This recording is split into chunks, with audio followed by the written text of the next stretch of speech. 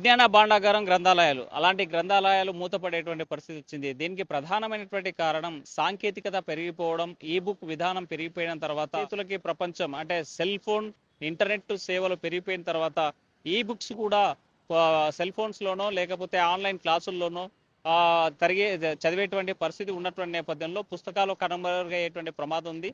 అయితే మనం ప్రస్తుతం కర్నూలు నగరంలో ఉన్నాము. కానీ పాత పుస్తకాలతో పాటు కొత్త పుస్తకాలు కూడా రోడ్డు సైడ్ పెట్టి అమ్మేటువంటి పరిస్థితులు వచ్చాయంటే గతంలో ఒక నానుడి ఉండేది, మంచి చిరిగిన చొక్కా అయినకును మంచి పుస్తకం కొనుక్కో అన్నారు. కానీ అలాంటి సిచ్యువేషన్ మారి ఈరోజు ప్రపంచం చూడాలి అంటే సెల్ ఫోన్ కొనాలి అనేటువంటి ఆలోచన విధానంలోకి ప్రపంచం వచ్చినటువంటి నేపథ్యంలో రోడ్ సైడ్ పుస్తకాలు అమ్మేటువంటి పరిస్థితి అయితే స్పష్టంగా కనిపిస్తోంది. ప్రతిరోజు మనం కర్నూలు మెడికల్ కళాశాల వద్ద ఉన్నటువంటి బయట ఈ ఫుట్పాత్ మీద పాఠ్య పుస్తకాలతో పాటు అదేవిధంగా సాహిత్యము, పాటలు, వైద్యానికి సంబంధించినటువంటి లేకపోతే విజ్ఞానానికి సంబంధించినటువంటి మనో వికాసానికి సంబంధించినటువంటి పుస్తకాలన్నీ కూడా రోడ్డుపై పెట్టి ఫుట్పాత్ మీద అమ్మేటువంటి పరిస్థితి వచ్చినటువంటి పరిస్థితి అయితే కనిపిస్తుంది. ప్రతి దినం కూడా ఇక్కడ మెడికల్ కళాశాల దగ్గర పాఠ్య పుస్తకాలు అదేవిధంగా ఇప్పుడు ఈ అన్ని రకాల పుస్తకాలు అమ్మేటువంటి పరిస్థితి అయితే స్పష్టంగా కనిపిస్తుంది. ఒకప్పుడు విశాలాంధ్ర ప్రజాశక్తికి కేర్ ఆఫ్ సాహిత్యానికి కేర్ ఆఫ్ గా నిలిచినటువంటి ఈ స్టాల్స్ కూడా మూతపడేటువంటి పరిస్థితి వచ్చింది. మరోవైపు స్కూళ్ళల్లో కూడా ఈ లెర్నింగ్ విధానము అదేవిధంగా ఆన్లైన్ క్లాసులు పెరిగిపోయిన తర్వాత పుస్తకాల యొక్క ప్రాధాన్యత తగ్గింది అని చెప్పడానికి స్పష్టంగా మనకి రోడ్ సైడ్ పుస్తకాలు అమ్మేటువంటి పరిస్థితి వచ్చింది. ఒకప్పుడు పుస్తకాలు కొనాలంటే కేర్ ఆఫ్ గా కొన్ని అడ్డాలు ఉండేటివి. మన కర్నూలు నగరంలో ఉన్నటువంటి పాత బస్టాండ్లోనో లేకపోతే అక్కడ ఉన్నటువంటి బుక్ స్టాల్లోనో పలానా బుక్ దొరుకుతుందా అంటే కంపల్సరిగా ఆ ఏరియాలో దొరికేది. విజయవాడ కేంద్రంగా చూసుకుంటే ఏలూరు రోడ్లో ఉన్నటువంటి ప్రధానమైనటువంటి బుక్ స్టాల్స్ అన్ని కూడా అక్కడ అందుబాటులో ఉండేటువంటి పరిస్థితి అయితే కనిపిస్తుంది. కానీ ఇవాళ పాఠ్య పుస్తకాలు కానీ లేకపోతే ఇక్కడ ఉన్నటువంటి టెక్స్ట్ మనం విజ్ఞానాన్ని అందించేటువంటి పుస్తకాలు కొనాలంటే కనిపించినటువంటి పరిస్థితి అయిపోయింది. మనం అడ్రస్ వెతుకునేటువంటి సిచ్యువేషన్ కి వచ్చినటువంటి పరిస్థితులు అయితే స్పష్టంగా కనిపించేటువంటి పరిస్థితి అయితే కనిపిస్తోంది. అయితే ఇక్కడ ఈ టెస్ట్ ఇక్కడ ఉన్నటువంటి పుస్తకాలు అమ్మడానికి హైదరాబాద్ నుంచి కొంతమంది ప్రతిరోజు వచ్చి ఇక్కడ అమ్మేటువంటి పరిస్థితి అయితే కనిపిస్తుంది. మనతో మాట్లాడడానికి నిర్వాహకుడు ఇక్కడ ఉన్నటువంటి ఈ పుస్తకాలు అమ్మేటువంటి వ్యక్తి ఉన్నారు. సార్ చెప్పండి, రోజు ఎన్ని పుస్తకాలు అమ్ముతుంటారు? పుస్తకాలు కొనేవారి సంఖ్య ఎవరైనా వస్తుందా? తీసుకుపోయే వాళ్ళు కూడా ఉన్నారు. కొన్ని కొన్ని थोड़े है, थोड़े नहीं है, समझो लग जाने वाले। लेने वाले ले लेके जाते कंपल्सरी, देख लेंगे। अब जिसको समझ में आना ले जाते, इसको नहीं आना देख लेके चल जाते हैं। पिछले दुनिया में पूरे बुक्स मोलने वाले के कितने आते थे? क्योंकि बिजनेस क्यों चल रहा था? चल रहा है अब तो, फिर लोगों तो चल रहा है फिर लोगों तो। अब उसका आइडिया मेरे को भी ज्यादा नहीं है, समझो उसका। इससे पहले शॉप में रखो बेचती थे, अब तक रोड पे फुटपाथ पे रखो ये बुक्स बेचने के क्यों जरूरत पे? शॉपों में भी बेच रहे हैं, फुटपाथ पे भी बेच रहे हैं। जो शॉप में नहीं मिला वो फुटपाथ पे मिलने का चांसेस है, क्योंकि फुटपाथ पे पुराना बुक्स मिलता पूरा, शॉप में आपको नया मिलता। ये है परेशानी बस। हर दिन कितने जने लोग खरीदने के वास्ते आए? आते हैं करीबन बहुत जने आते देखने के वास्ते, देख लेते, लेने वाले लेते भी, ले जाने वाले नहीं ले जाने नहीं लेते। लेकिन गरीब के पूरा कितना बिजनेस चल रहा है? ये तो करीबन मैं 2-3 महीने से चल रहा है, 2-3-4 टाइम हो गया, आइडिया नहीं है। मैं हफ्ते में एक बार आता हूँ मैं बस। कभी कभी आके बुक्स बेचने के वजह आएगी? नहीं, डेली रहते हैं तो, फिर लोग होते हैं डेली रहते हैं। 365 డేస్ ఆగే हाँ रहेगा। పుస్తకాలు మాత్రం 365 రోజులు ఫుట్పాత్ మీద పెట్టి అమ్మేటువంటి పరిస్థితి అయితే స్పష్టంగా కనిపిస్తుంది. మనతో మాట్లాడడానికి కొంతమంది పుస్తక ప్రియులు కొనడానికి చూసినటువంటి పరిస్థితి. సార్ చెప్పండి, నోట్ ఇక్కడ పుస్తకాలు రోడ్డు మీద కొనేటువంటి పరిస్థితి వచ్చింది. గతంలో మన పుస్తకాలు కావాలంటే ఎక్కడికి వెళ్ళాలి, ఎట్లా ఉండే పరిస్థితి? చాలా బాగుందండి ఇక్కడ. యాక్చువల్గా మేము కోటిలో పోయి మేము తీసుకునే వాళ్ళం అప్పుడు. ఇప్పుడు వచ్చేసరికి లోకల్ ఉంది కాబట్టి మన తక్కువ రేటుకి బాగా దొరుకుతుంది. So happy. సార్, ఇటీవల కాలంలో లెర్నింగ్ వచ్చేసి ఆన్లైన్ విధానం పెరిగిపోయింది. పుస్తకానికి లెర్నింగ్ విధానం తేడా ఏంటి? ఇప్పుడు ఆన్లైన్ వేరు, ఇలానే ఇది వేరండి. ఇప్పుడు గొప్ప గొప్ప వాళ్ళు పుస్తకాలను చదివినది వాళ్ళు. ఆన్లైన్ సిస్టమ్ అనేది ఎలా ఉంటుందంటే ఎంతసేపు చదివామనేది ఉంటుంది, కానీ దానికి సంబంధించిన మెటీరియల్ దొరకవు కదా. అన్ని ఆన్లైన్ దొరకాలంటే కాదు, కానీ పుస్తకాలు అనేవి మనం చదివితేనే దాంట్లో ఉన్నంత, అంటే ఇది చదివిన ఆనందం దాంట్లో ఉండదండి. అంటే ఒకప్పుడు చిరిగిన చొక్కా అయిన ఒక మంచి పుస్తకం కొనే ఒక నాణ్యత ఉండేది, కానీ ఈ రోజు పరిస్థితి మారింది కదా. అవునవును, ఇప్పుడున్న పరిస్థితి ఇప్పుడు పుస్తకాలు చదవడం కాదు, కానీ ఇప్పుడు ఎలా ఉందంటే ఓన్లీ కాంపిటీషన్ ఓరియంటెడ్గా, అంటే చదివామా అయిపోయింది అన్నట్లు ఉంది. కానీ ఇప్పుడున్న పరిస్థితుల్లో జ్ఞానాన్ని ఎలా పెంచుకోవాలనే ఆలోచన యువతలో లేదు మెయిన్గా. అంటే ఎంతవరకు చదవాలో అంతవరకు చదవడం కానీ, లేకుంటే ఒక ఇప్పుడు డబ్బు ఉందంటే కోచింగ్ సెంటర్లకు పోవడం కానీ, అవి చేస్తున్నాం కానీ మనకు మనంగా సెల్ఫ్ డెవలప్మెంట్ కావాలా, పుస్తకాలు ప్రతి పాఠశాలలో కూడా లైబ్రరీ ఫెసిలిటీ కంపల్సరీగా అరేంజ్ చేయాలండి. ఎందుకంటే పిల్లల పఠనాశక్తి పెరగాల. అంటే ఎంతసేపు అయినా కూడా ఇప్పుడున్న కాంపిటీషన్ యుగంలో ఏదో పుస్తకం చదివాము అయిపోయింది కాదు. అంటే ఎప్పుడైనా సరే వివేకానందులు కానీ గొప్ప గొప్ప మేధావులు అందరూ కూడా ఎక్కువ విస్తృత పఠనం చేసేవాళ్ళు గొప్ప వాళ్ళు అయినారు. తర్వాత వచ్చేసరికి కాంపిటీషన్ ఓరియంటెడే కాకుండా ప్రతి ఒక్క సబ్జెక్టులో కూడా వాళ్ళు నైపుణ్యం సాధించాలంటే పుస్తక పఠనం అవసరం. తర్వాత ఉపాధ్యాయులు కూడా దానికి సహకరించాలి, ప్రభుత్వాలు కూడా సహకరించాలి. ప్రతి పాఠశాలలో కూడా ఈ యొక్క లైబ్రరీ కోసము ఒక ప్రత్యేకమైన గదిని కేటాయించి తర్వాత ఒక గ్రంథాలయ అధికారులను నియమించడం కానీ, అంటే గ్రంథాలకు సంబంధించి ఏదైనా సరే పిల్లలకు అందుబాటులో ఉండేట్లు విస్తృతమైన జ్ఞానాన్ని ఏర్పాటు చేయడం చాలా అవసరం. అంటే ఒకప్పుడు మనం చూసాం గ్రంథాలయాల సంఖ్య పెరిగేది, ప్రతి స్కూల్లోనూ కాలేజీలోనూ ఈ బుక్స్ కోసం సపరేట్ గదులు ఉండేవి. కానీ ఈరోజు అలాంటి పరిస్థితి లేదు. ఈ లెర్నింగ్ కావాలి, లేకపోతే ఆన్లైన్లోనే మొత్తం మెటీరియల్తో దొరుకుతుంది అని చెప్పేటువంటి పరిస్థితి కారణం అంటే దీనికి ప్రభుత్వాలు కూడా దీనికి పెద్దగా పట్టించుకోవట్లేదు. ఎందుకంటే దీని నిర్వహణ కష్టం కాబట్టి కొంచెం వాళ్ళ గ్రంథాలు నడపాలి, తర్వాత దాన్ని మేనేజ్మెంట్ చేయాలని. అంటే ఇప్పుడు ఎలా ఉంది అంటే ఏదో ఈజీ వేలో పోతూ ఉంది, అంటే ఖర్చు తగ్గించుకోవాలనే పద్ధతుల్లో పోతూ ఉంది. కానీ ఇప్పుడున్న సిస్టము పూర్తిగా మార్చాలి. అంటే ఆన్లైన్ సిస్టమ్ అంటే ఇప్పుడు సెల్లో చూస్తారు, ఒక బుక్ చదువుతాం, తర్వాత మళ్ళీ వాడు అది పుస్తకం మీద దాని మీద దృష్టి పెట్టాడు, మళ్ళీ వాడు ఇంకా వేరే వెబ్సైట్ ఓపెన్ చేయడం కానీ, లేకుంటే వేరే రకాలు చదవడం కానీ, అంటే వానికి ఏ సబ్జెక్ట్ మీద దృష్టి ఉంటుందో దాని మీద దృష్టి పెట్టలేడు ఆన్లైన్ సిస్టమ్ ద్వారా. దీని ద్వారా ఒక పుస్తకాన్ని చదివినప్పుడు దాంట్లో చదివేటప్పుడు ఆ పుస్తకంలో లీనమవుతాడు అతను. తర్వాత ఎక్కువ చదవడం వల్ల ఆన్లైన్లో కూడా మనం ఎక్కువ చదవడం. ఇప్పుడు రీసెంట్గా ప్రింట్అవుట్లు చేసుకొని చదవడం కానీ, లేకుంటే చాలే ఇంతవరకు అనే విధంగా ఉంది. పోటీతత్వం పెరగాలి అంటే గొప్ప గొప్ప వాళ్ళ జీవిత చరిత్రలు చదవాలి, విస్తృత పఠనం ఉండాలా. ఈ విధంగా ఉంటేనే వ్యవస్థ అనేది మారిపోతుంది. ఇప్పుడున్న సమాజంలో వచ్చేసరికి వ్యక్తిత్వ వికాసం అనేది చాలా వరకు తగ్గింది. అప్పట్లో గాంధీజీ కానీ వివేకానందులు కానీ ఇలాంటి వాళ్ళు అన్ని మత గ్రంథాలు చదివినారు వాళ్ళు. తర్వాత దేనిలో మంచి ఉంది ఏది చెడు ఉంది తెలుసుకున్నారు వాళ్ళు. కాబట్టి మంచి చెడు తెలుసుకోవాలంటే మన పుస్తక పఠనం చాలా ఇంపార్టెంట్. మన ఆన్లైన్ సిస్టంలో పోతే మంచి చెడు తెలుసుకునే అవకాశం ఉండదు. అంటే ఇటీవల కాలంలో పుస్తక పఠనం ప్రియులు అంటే చదివేటువంటి వారి సంఖ్య తగ్గడానికి కారణం ఏమంటారు? ఆన్లైన్ సిస్టమ్ ఇప్పుడు టోటల్గా సెల్ వచ్చినాయి కదా, ఇంటర్నెట్లు వచ్చినాయి. ఇప్పుడు యూట్యూబ్లో వీడియో చూసుకోవడం కానీ, లేకుంటే ఎక్కువ సమయం ఫేస్బుక్, ట్విట్టర్ ఈ విధమైన దాని మీద ఎక్కువ కార్యకలాపాలు ఉన్నాయి. కానీ రాను ఏమవుతుందంటే సెల్ ఫోన్ రావడంతోనే దగ్గర ఉన్న వాళ్ళు దూరం అవుతున్నారు, దూరం ఉన్న వాళ్ళు దగ్గర అవుతున్నారు.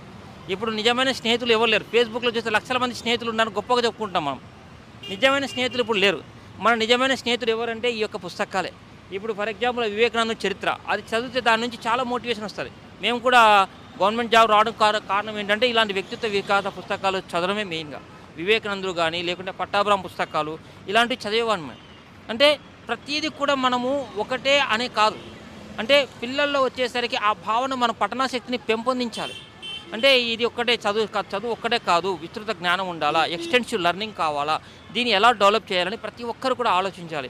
అప్పుడే ఆ పిల్లల్లో కానీ లేకుంటే విద్యార్థుల్లో కానీ ఒక పోటీతత్వం అనేది వస్తుంది. ఆన్లైన్ సిస్టమ్ ద్వారా పోటీతత్వం అనేది వస్తుందో లేదో తెలియదు, కానీ పుస్తకాలు చదవడం అనేది జాబ్ కోసం కాదు. సో ఈ జనరేషన్కి మీరు ఏం చెప్పదలుచుకున్నారు? ఈ జనరేషన్కి మొట్టమొదటి కావాల్సింది ఏంటంటే పుస్తకాలు చదివేది ఓన్లీ కాంపిటీషన్ ఓరియంటెడే కాదు, జ్ఞానము కోసం కాదు, మన వ్యక్తిత్వ వికాసం కోసం చదవాలి, గొప్ప వాళ్ళ చరిత్రలు చదవాలి, మన దేశం కోసం ఏం చేయాలి, మన యొక్క బాధ్యత ఏంది, ఇవన్నీ తెలుసుకోవాలి అంటే పుస్తకాలు చదవడం చాలా అవసరం. ఇది ఎప్పుడైతే మనము ఈ పుస్తకాలకి దూరమై సెల్ ఫోన్కి దగ్గర అవుతున్నామో అప్పుడే మన యొక్క వ్యవస్థ అనేది చెడు మార్గంలోకి పోవడం స్టార్ట్ అవుతుంది. ఎప్పుడైతే మన గ్రంథాలయాలు అనేవి ఉన్నప్పుడు మేము ఒక 5-6 ఏళ్ల కింద పోయేటప్పుడు గ్రంథాలయాలు ఈ నెట్ రాకముందు, ఈ జియో నెట్ ఈ ఫ్రీగా రాకముందు గ్రంథాలయాలు కిటికీలు ఆడేవి. ఇప్పుడు పోతే గ్రంథాలయాల జనాలు తక్కువైనారు. ఇప్పుడు వచ్చేసరికి ప్రతి ఒక్కరు కూడా తల దించుకుంటున్నారు సెల్ ఫోన్ చూసుకుంటూ. ఒక పుస్తకం ఏమంటుందంటే నన్ను తల దించి చూస్తే నేను తల ఎత్తేటట్టు చేస్తా ఉంటుంది. ఈ సెల్ ఫోన్ ఏం చేస్తే నన్ను తల దించి చూసుకుంటే నీ జీవితాన్ని తల దించుకునేట్లు చేస్తాను ఈ సెల్ ఫోన్ ఉంటుంది. కానీ మనం ఈ సెల్ ఫోన్కి అడిక్ట్ అవుతున్నాం. కాబట్టి ప్రతి ఒక్కరు కూడా పుస్తకాల మీద పుస్తక పఠనాశక్తి మీద ఆసక్తి ఉండాలని కోరుకుంటున్నాను. Okay, thank you. మాట్లాడడానికి మరికొంతమంది పుస్తక ప్రియులు ఉన్నారు. పుస్తక పఠనం చేయాలి, పుస్తకం ఒక మంచి ఫ్రెండ్ లాంటిది. అలాంటి ఫ్రెండ్స్ని మర్చిపోయేటువంటి సమాజంలో ఇప్పుడు ఉన్నాము. ఇంటర్నెట్ పెరిగిన తర్వాత పుస్తకాలు వదిలేసి సెల్ ఫోన్లకు పరిమితం అయ్యే పరిస్థితి ఉంది. మనతో మాట్లాడే కొంతమంది స్టూడెంట్స్ ఉన్నారు. సార్ చెప్పండి, మీరు ఏం చదివారు? ఈ పుస్తకాల యొక్క పఠనం తగ్గడానికి కారణం ఏంటి? నేను లైబ్రరీయన్ కావాలన్నటువంటి ఒక ఆసక్తితో లైబ్రరీ కోర్స్ అయినటువంటి సిఎల్ఐసి, బిఎల్ఐసి, ఎంఎల్ఐసి, మా లైబ్రరీ సైన్స్లో మాస్టర్స్ కూడా కంప్లీట్ చేశాను.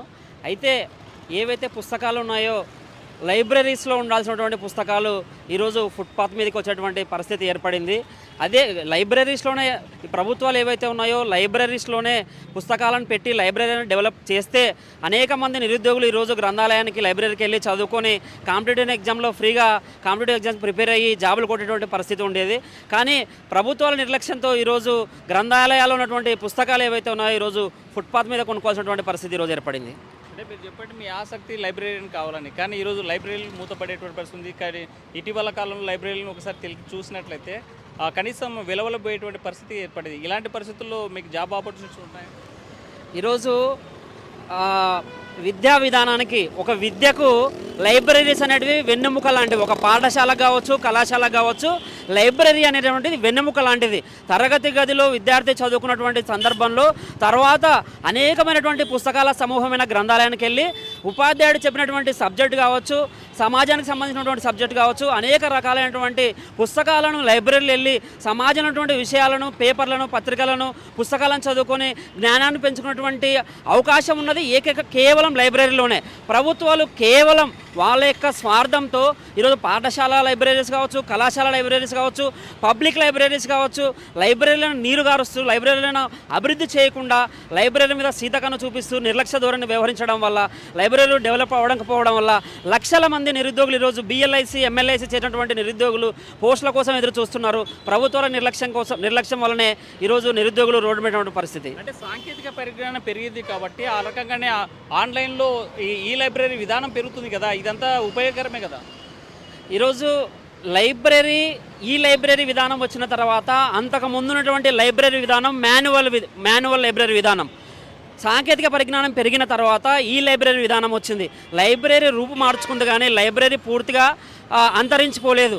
కేవలం ఈరోజు మనం పుస్తకాలు ఉన్నటువంటి సాహిత్యం ఏదైతే ఉందో, సబ్జెక్ట్ ఏదైతే ఉందో, సాంకేతిక పరిజ్ఞానం పెరిగినటువంటి కంప్యూటర్లలో అంత పూర్తి స్థాయి వివరణ దొరకకపోవచ్చు. కానీ ఎందరో మేధావులు వాళ్ళ యొక్క మేధస్సును పుస్తకాల రూపంలో పెట్టి నేటి భావి భారత తరాలకు ఉపయోగపడుతుందని చెప్పేసి పుస్తకాల రూపంలో అందిస్తే మనం ఈ సోర్స్లో ఈ లైబ్రరీ అని చెప్పేసి సాఫ్ట్వేర్ల రూపంలో గూగుల్ ద్వారా దొరికినటువంటి వాటిని కొన్ని మాత్రమే ఈరోజు జనరల్స్ని లైబ్రరీలో పెట్టి ఈ లైబ్రరీ అని చూపిస్తున్నాం. ఈ లైబ్రరీని పెట్టినప్పటికీ కూడా ప్రభుత్వాలు ఈ లైబ్రరీని కూడా డెవలప్ చేయట్లేదు. కేవలం నామకే వాస్తు మాత్రమే ఈ లైబ్రరీలు పెట్టి కొన్ని కంప్యూటర్లు పెట్టి చూపిస్తుంది తప్ప ఈ లైబ్రరీని కూడా ఈ ప్రభుత్వాలు డెవలప్మెంట్ చేయడం లేదు. ఈ లైబ్రరీ వద్ద వచ్చే ప్రమాదం ఏంటి? ఈరోజు ఒక పుస్తకాన్ని మనం గంట సేపు చదువుకున్నా కూడా ఒక విద్యార్థికి ఎలాంటి ఇబ్బంది ఉండదు. కానీ ఈ లైబ్రరీ అనేది, ఈ సోర్సెస్ అనేది సాంకేతిక పరిజ్ఞానం డెవలప్మెంట్ అయిన తర్వాత సెల్లుల ద్వారా కావచ్చు, ల్యాప్టాప్ల ద్వారా కావచ్చు, కంప్యూటర్ల ద్వారా కావచ్చు, ఒక విద్యార్థి కానీ ఒక వ్యక్తి కానీ ఒక అర్ధ గంట సేపు మనకు కావాల్సినటువంటి సమాచారాన్ని సేకరించడం కోసం వాటి ముందు కూర్చుంటే ఈరోజు అనేకమైనటువంటి కంటి వ్యాధులు, తలనొప్పి, మెడ నొప్పి, వీటి వల్ల లేని చిన్న వయసులోనే విద్యార్థులు కూడా లేని సమస్యలు, కంటి చూపుని సరిగా కోల్పోవడం, మెడ నొప్పులు రావడం, తలనొప్పి రావడం, ఈ విధమైనటువంటి అనారోగ్యమైనటువంటి సమస్యలు ఈరోజు నేటి విద్యార్థులు ఈ యొక్క సాంకేతిక పరిజ్ఞానం పేరుతో తెచ్చుకుంటారు. పుస్తకం చదవడం వల్ల ఎలాంటి ఇబ్బంది ఉండదు. పుస్తకాన్ని ఒక గంట సేపు చదివినా కూడా విద్యార్థికి ఎలాంటి ఆరోగ్య సమస్యలు రావు. ఈరోజు మాన్యువల్ పుస్తకాల వల్ల ఉపయోగం ఏంటంటే ఈరోజు మనం ఇక్కడ ఒక పుస్తకం దొరకపోయినా ఇంకొక లైబ్రరీలో వెళ్ళి ఆ పుస్తకాన్ని వెతుక్కోవచ్చు. రకరకాల లైబ్రరీస్లో పుస్తకాలు మనకు కావాల్సినటువంటి సమాచారం ఏదైతే ఉందో ఆ పుస్తకాల రూపంలో ఈరోజు అనేక లైబ్రరీలో వేల పుస్తకాలు ప్రింట్ చేయబడి ఉంటాయి కాబట్టి మనకు పుస్తకాల రూపంలో కావాల్సిన సమాచారం అందుతుంది. కానీ ఈరోజు ఈ లైబ్రరీ అనేటువంటిది సిస్టంలో పొరపాటున ఒక బటన్ క్లిక్ చేస్తే, డిలీట్ అనేటువంటి ఒక బటన్ క్లిక్ చేస్తే సబ్జెక్టు కావాల్సిన సమాచారం మొత్తం డిలీట్ అయిపోతుంది. మళ్ళీ తిరిగి ఆ సమాచారాన్ని సేకరించుకోవడానికి చాలా సమయం పడుతుంది. కాబట్టి ఈ లైబ్రరీ కంటే మాన్యువల్ లైబ్రరీ నేటికి చాలా ఇంకా ఉపయోగపడుతుందన్నట్టు నా ఉద్దేశం. మొత్తంగా చూసుకుంటే మనం సాంకేతిక పరిజ్ఞానాన్ని అందిపుచ్చుకోవాల్సిందే, కానీ అది సాంకేతిక పరిజ్ఞానం వల్ల అనేకమైనటువంటి నష్టాలు ఉన్నాయి. లాభాల కన్నా కూడా నష్టాలు ఎక్కువ ఉన్నాయి. లాభాలు కొన్నే ఉన్నాయి, కానీ పుస్తకాలు చదివేటువంటి అలవాటు ఉన్నటువంటి వాళ్ళ యొక్క మనోవిజ్ఞానం మరోలాగా ఉంటుంది.